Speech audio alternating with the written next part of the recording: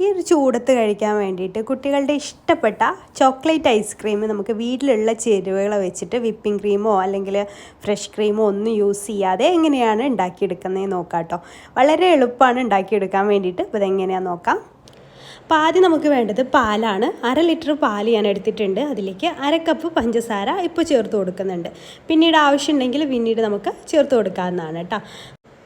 ഐസ്ക്രീമൊക്കെ ആകുമ്പോൾ തന്നെ നല്ല മധുരം വേണമല്ലോ, അപ്പോൾ അതിനനുസരിച്ച് വേണം ചേർത്ത് കൊടുക്കാനായിട്ട്. പിന്നെ നമുക്കിതിലേക്ക് ചേർത്ത് കൊടുക്കേണ്ടത് 2 ടേബിൾ സ്പൂണ് കോൺഫ്ലവറാണ്.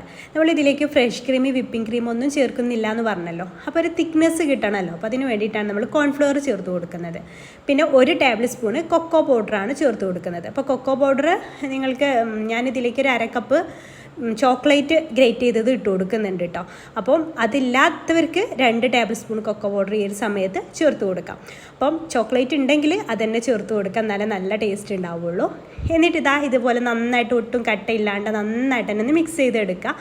അപ്പോൾ ഇത് സ്റ്റൗവിൽ വെക്കുന്നതിന് മുന്നേ തന്നെ ഇത് നല്ല മിക്സ് ചെയ്ത് വെക്കണം കേട്ടോ, അല്ലാന്നുണ്ടെങ്കിൽ അടി പിടിക്കാനും കട്ട കുത്താനൊക്കെ ചാൻസ് ഉണ്ട്.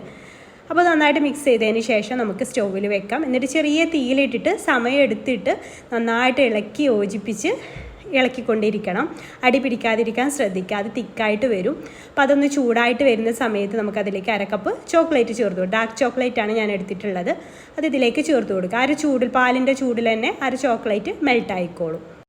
അപ്പോൾ ചോക്ലേറ്റൊക്കെ ഒന്ന് മെൽട്ടായിട്ട് വരുന്ന സമയത്ത് നമുക്കതിലേക്ക് നല്ലൊരു ടേസ്റ്റ് കിട്ടാൻ വേണ്ടിയിട്ട് ഒരു 3 ടേബിൾ സ്പൂൺ കണ്ടൻസ് മിൽക്ക് ഞാൻ അതിലേക്ക് ആഡ് ചെയ്ത് കൊടുക്കുന്നുണ്ട്. പിന്നെ മധുരം നോക്കുകയും കണ്ടൻസ് മിൽക്ക് ചേർത്ത് കൊടുത്ത ശേഷം വീണ്ടും മധുരം നോക്കിയിട്ട് വേണമെന്നുണ്ടെങ്കിൽ പഞ്ചസാര ചേർത്ത് കൊടുക്കുക. നമ്മൾ ചോക്ലേറ്റൊക്കെ ചേർത്ത് കൊടുത്താണ്, അപ്പോൾ അതിനനുസരിച്ച് പഞ്ചസാര വേണമെന്നുണ്ടെങ്കിൽ പിന്നീട് പഞ്ചസാര ചേർത്ത് കൊടുക്കാം. അപ്പോൾ ഞാൻ കുറച്ച് പഞ്ചസാര ഇതിലേക്ക് ആഡ് ചെയ്ത് കൊടുക്കുന്നുണ്ട്. 1-2 ടേബിൾ സ്പൂണും കൂടെയൊക്കെ മതിയാവും.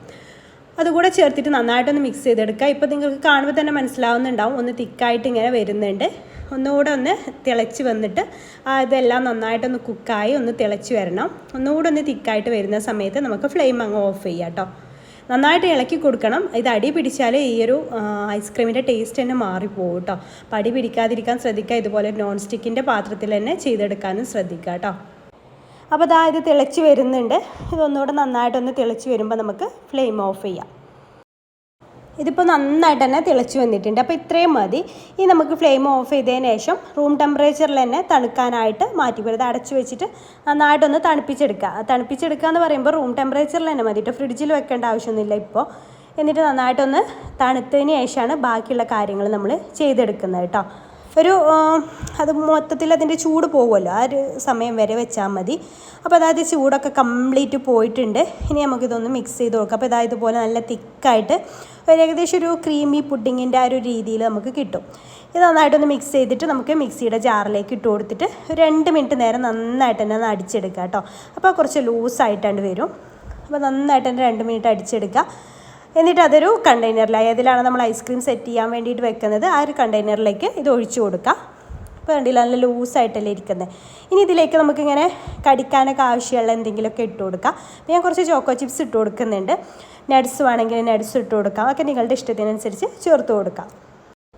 ഇത് ഞാനൊരു 1/2 മണിക്കൂർ ഫ്രീസറിലൊന്ന് വെച്ചിട്ട് അതിൻ്റെ മുകളിൽ കുറച്ചുകൂടെ ഒന്ന് ചോക്കോ ചിപ്സ് ഇട്ട് കൊടുക്കുന്നുണ്ട്. കാണാനൊരു ഭംഗിക്ക് വേണ്ടിയിട്ടാണ്, നിർബന്ധമൊന്നുമില്ല. അപ്പോൾ ഒരു 1/2 മണിക്കൂറിന് ശേഷം എടുത്തത്, എന്നാൽ താഴത്തേക്ക് താഴ്ന്നു പോവില്ലല്ലോ. അപ്പോൾ അതിന് വേണ്ടിയിട്ടാണ് 1/2 മണിക്കൂർ കഴിഞ്ഞതിന് ശേഷം എടുത്തിട്ടുള്ളത്. എന്നിട്ട് വീണ്ടും ഫ്രിഡ്ജിൽ വെച്ചിട്ട് ഫ്രീസറിൽ കേട്ടോ, ഫ്രീസറിൽ ഒരു 6 മണിക്കൂർ മിനിമം വെക്കുക, അല്ലെങ്കിൽ ഒരു ഓവർനൈറ്റ് ഫുള്ളായിട്ട് വെക്കുക. അതിന് ശേഷം എടുക്കുക കേട്ടോ. അപ്പോൾ അത് നന്നായിട്ട് നമുക്ക് ഐസ്ക്രീമിൻ്റെ അതേ സ്ട്രക്ചറിൽ സ്കൂപ്പ് ചെയ്തിട്ട് എടുക്കാനായിട്ട് പറ്റും. അപ്പോൾ ഇത് നമ്മളിപ്പോൾ സ്കൂപ്പ് ചെയ്യുന്നതിന് മുന്നേ ഒരു 5 മിനിറ്റ് 10 മിനിറ്റ് മുന്നേ പുറത്തേക്ക് എടുത്ത് വെക്കട്ടെ. നല്ല ഐസിൽ സ്കൂപ്പ് ചെയ്താൽ കറക്റ്റ് കിട്ടൂല. അപ്പോൾ കുറച്ച് സമയം ഒന്ന് പുറത്തേക്ക് എടുത്തു വെച്ചതിന് ശേഷം സ്കൂപ്പ് ചെയ്തെടുത്താൽ നമുക്ക് നല്ല പെർഫെക്റ്റ് ആയിട്ടുള്ള ഐസ്ക്രീമിൻ്റെ അതേ സ്ട്രക്ചറിലുള്ള ഐസ്ക്രീമായിട്ട് തന്നെ നമുക്ക് ഈ ഒരു ചോക്ലേറ്റ് ഐസ്ക്രീം കിട്ടും. അപ്പോൾ കുട്ടികളൊക്കെ പെട്ടെന്ന് ഐസ്ക്രീമിനൊക്കെ പറയുന്ന സമയത്ത് നമുക്ക് വീട്ടിലുള്ള ചേരുവ വെച്ചിട്ട് ഉണ്ടാക്കിയെടുക്കാൻ സിമ്പിളല്ലേ. അപ്പോൾ ഇഷ്ടമായാൽ ഫോളോ ചെയ്യാൻ മറക്കരുത്. അതുപോലെ തന്നെ നമുക്ക് പുതിയൊരു നല്ല റെസിപ്പി ആയിട്ട് നമുക്ക് അടുത്തൊരു ദിവസം കാണാം. അതുവരേക്കും ബൈ, താങ്ക് യു.